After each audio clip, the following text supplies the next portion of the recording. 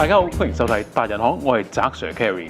我知道好多人咧對燒焊就好有興趣，但係咧就好似好神秘咁喎。今次咧我請嚟一位香港燒焊界舉足輕重嘅大人物咧，同大家講解一下㗎。我係李光昇，小弟做仔嘅年代咧，燒焊啊，所謂做仔者咧，就真係40幾年前啦。我15歲就已經出道做地盤啦。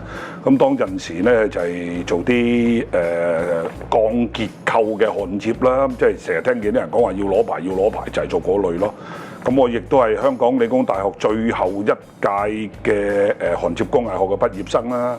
咁啊，距離而家都好多年前咯。咁而家都對燒焊仲係有好濃厚興趣嘅。係咪30年前啊？嗰陣時已經唔止咯。企我哋一般人嘅時候咧，就燒啲咁樣嘅鐵枝嘅啫。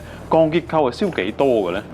嗱，其實鋼結構咧就可以燒到好厚嘅，譬如咧咩工字廊啦，你嗱其中一個小弟其中一個參與過嘅工程就係中銀大廈啦，係咪啊？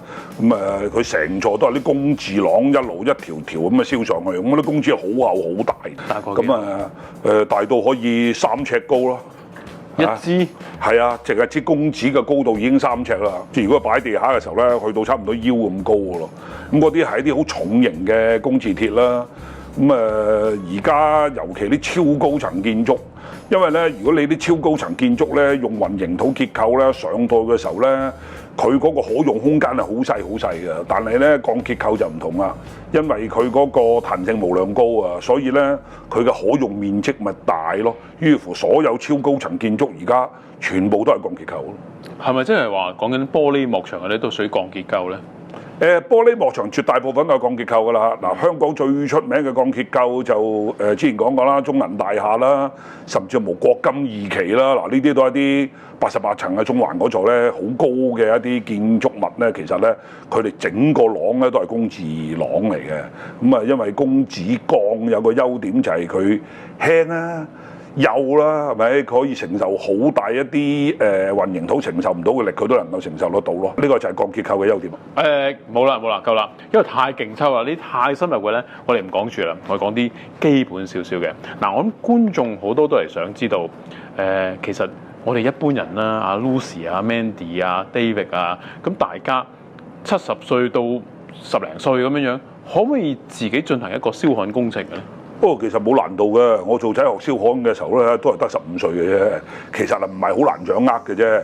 喺屋企裏邊咧，都有好多同鋼結構有關嘅。譬如你屋企隻門通常都係鋼結構啦，或者你話買不鏽鋼，不鏽鋼都係鋼嘅一種啊嘛，係咪？咁另外有陣時有啲朋友，譬如佢自己想整個花架啊，甚至乎有啲人就話我有部微波爐喎，我想晾起佢喎，咁你咪自己整一個架。咁你嗰個架你到底係用不鏽鋼做定係用鐵做，即係材料嘅分別嘅啫。喺個燒焊嘅角度嚟講咧，其實係冇分別嘅。但係我哋感覺上，哇！一講燒焊咧，就係個哇好大嘅工程嚟㗎嘛。嗰個咁嘅燒焊機咧咁大，跟住拎嘅時候咧，哇！連我咧都要咁樣拎㗎喎。咁而家咁嘅年代係咪都係咁樣嘅咧？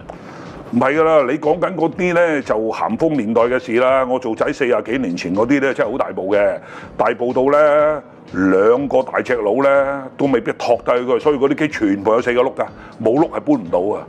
咁大家新一代咧一啲咧，我哋叫電子牛啦，咁咧就輕到咧係一個人任何一個人啊，只要你用2隻手指，唔使多過2隻手指已經去滴起佢㗎啦。咁你話輕唔輕？咁犀利，咁即係話變咗擺喺屋企都可以做到㗎咯，一般人。係㗎，嗱，即係如果我哋去焊一啲唔係好大型嘅，譬如好似我之前講嗰啲喎，大佬個國金2期喎，咁嗰啲機梗唔得啦。但係如果你話喺屋企裏邊一般嘅鋼結構，譬如蘭河鐵閘啊、啲花架啊，你整個架自己喺廚房裏面晾起啲嘢啊，其實綽綽有餘。你就梗係犀利啦，教授。咁但係安唔安全㗎？其實喺燒焊裏邊咧，現今嗰個科技咧咁先進咧，好多燒焊機已經越嚟越安全啦，同我哋做仔嘅年代完全兩回事嚟嘅。而家新一代嘅焊機係好安全嘅。咁當然啦，個前提係操作者佢要受過適當嘅安全訓練先啦。佢跟住個安全程序去做咧，其實係冇問題嘅。你睇我都做咗幾十年都冇事。香港有冇一啲班咧係關於燒焊嘅安全知識嘅咧？有，梗係有啦！香港係有一啲班咧，就專門咧就係講燒焊安全嘅。咁一般咧就會分兩種嘅，一種咧就係俾啲好專業嘅燒焊師傅，咁嗰啲啊梗係唔同啦，嗰啲就要讀好耐啦，係咪要好深入啦？講啲好專門嘅知識啦。另一啲咧就係適合一啲你平時唔需要做到咁複雜嘅，不過你屋企咧整下啲欄河鐵閘啊，整下啲花架啊，甚至乎你可能有啲人啲新界啲村屋啊，佢整個嗰啲咁嘅圍欄啊，咁其實嗰啲咧就涉及嘅安全咧就冇之前嗰啲咧就個難度咁大嘅，咁嗰啲係容易啲讀咯。有嘅，坊間有呢啲課程。係，有時經過嘅時候咧，見到啲婆婆啊，佢都自己喺度咁又可以焊咗啲花架嗰啲咁樣樣嘅咯。下一個問題啦，最常見嘅意外係啲乜嘢嘢咧？燒焊咧，其實最常見嘅咧就係觸電。OK， 因為觸電咧就佢哋通常嗰個成因係咩咧？佢哋冇跟個程序，裝備有問題，譬如手濕腳濕，或者佢着嗰對鞋本身咧就唔係我哋嘅工業安全鞋，譬如佢着對拖鞋。甚至乎啲朋友咧，做一啲俗稱叫白飯魚嘅嘢，甚至冇做要踩踭，咁嘅白飯魚咧又用得耐喎，嗰啲底咧就薄晒啦，咁啊一個唔覺意而又手濕腳濕，一夾嘅時候佢咪有機會觸電咯。但係如果你跟住嗰個程序去做，同埋而家新一代嘅焊機咧，基本上已經有晒安全裝置㗎啦，佢觸電嗰個程度咧就好低好低。絕對低到你可以接受。香港嘅燒焊咧，好似我頭先所講啲婆婆啊、阿 David Lucy 嗰啲自己焊嘅時候咧，都係陳師傅教我點兩下咁樣樣。但係其實佢哋燒出嚟嘅嘢會唔會望落去得，但實際上又唔得嘅咧？有可能㗎，因為燒焊咧，其實最難嘅地方係咩咧？就係你表面望落去嗰道焊好似冇事，但係實際上咧，可能喺入邊裏邊啲焊咧，佢已經我哋行家講啦，叫做夾渣啦，有氣窿啦，有沙眼啦。喺咁嘅情況都係一受力咧，佢真係成把嘢會掟落嚟㗎，好危險㗎。我哋做燒焊嘅人咧，你每輸完一道焊之後咧，佢就會揸個錘啦。頭先你所講啄咗個表面咁浸焊皮啦。咁你啄咗焊皮嘅時候咧，其實咧你望落去咧，基本上咧。你就已經睇到90%以上㗎啦，咦呀，又得定係唔得咧？咁其實唔難掌握嘅。咁啊，當然啦，你話再深層次嗰啲就需要啲特別嘅儀器啦。咁但係一般我哋用緊嘅燒焊，我哋通常都係焊啲比較簡單啲嘅嘢嘅啫嘛。我唔會焊個工字廊出嚟㗎嘛。咁嗰啲梗係好高成重量啦。咁嗰啲就梗係要揾專門嘅人去用啲專門嘅儀器去檢驗啦。但係一般我哋整架欄河鐵閘啊，嗰啲欄杆啊，譬如你喺個花槽裏邊整個架，諗住攞嚟擺下啲花，咁其實就唔難睇嘅。OK 好容易嘅啫，從個焊嘅表面咧已經知，因為佢受力低啊嘛，所以唔使太擔心呢啲就。講就好似好簡單啦，但係一部就算而家嘅現代嘅電子焊機咁計咧，佢都好多嘢調噶嘛。咁我知道就係、若果調得唔啱嘅時候咧，有啲術語就叫裝香啦。點樣可以做到好似你咁專業，哇可以做到魚鱗焊咁樣嘅咧？一個做得好嘅燒焊師傅咧，魚鱗焊係一個基本要求嚟，即係絕對唔難嘅。即係如果你問我話喂，燒焊點燒得好啊？我話送你4個大字：工多藝熟。燒得多就自然會得㗎啦，冇咩竅門嘅。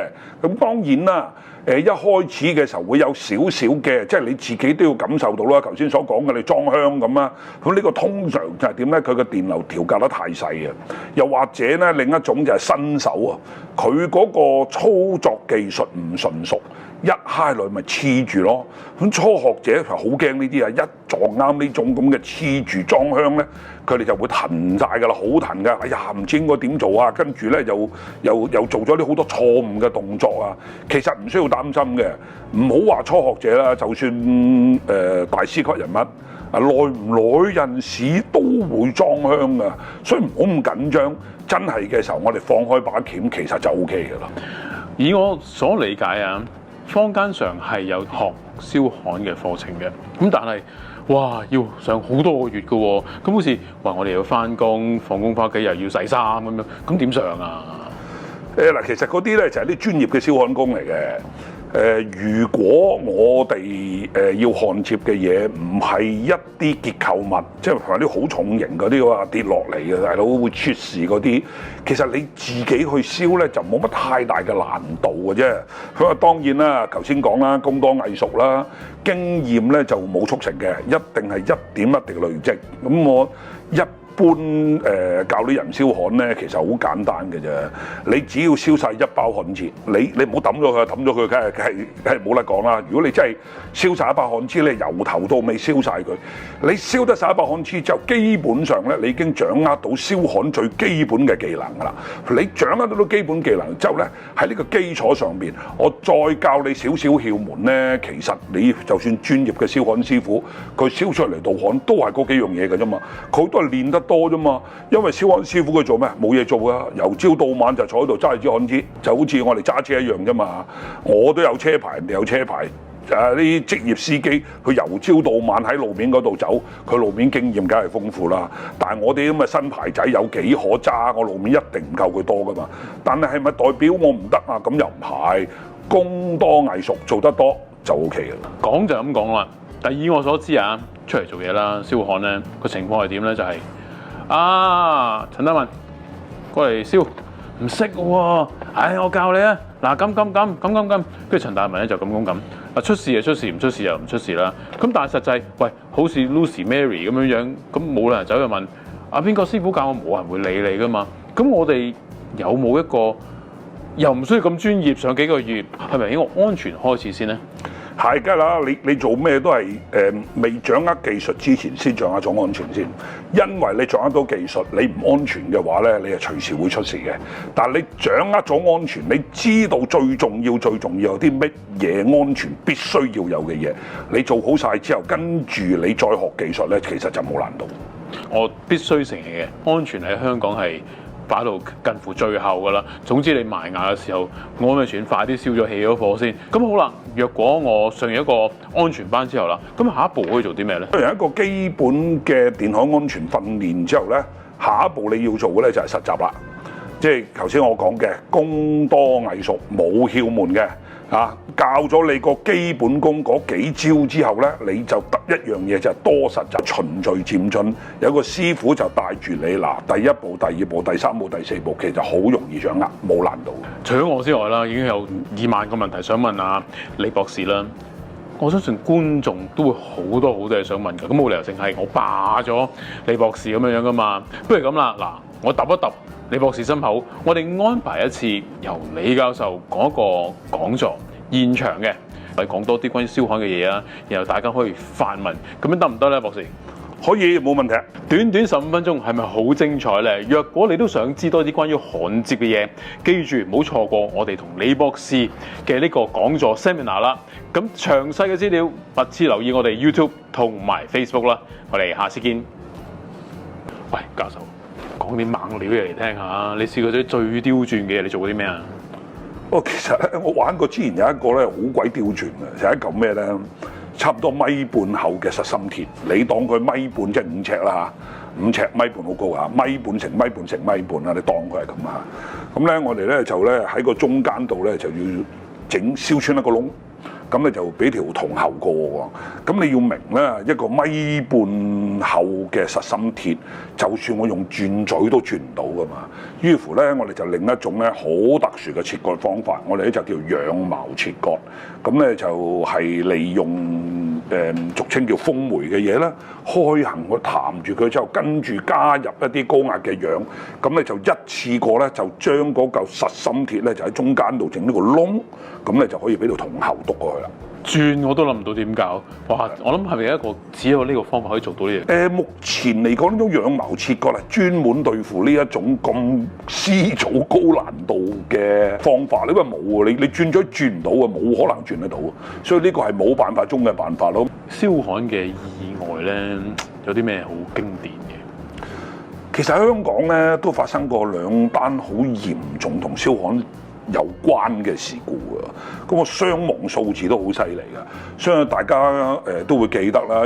1996年嘅11月20號，嘉利大廈一場大火就41條人命。咁啊，事故嘅成因係咩咧？就係個燒焊師傅咧，其實佢當時係換緊 lift 嘅。咁咧，佢就要拆除一啲鋼鐵馬啦。咁啊，拆除鋼鐵馬好多種方法嘅，嗱冇對與錯嘅。不過師傅就係一種方法，就係叫燒穿佢啦。其實燒同焊係兩個概念嚟噶嘛。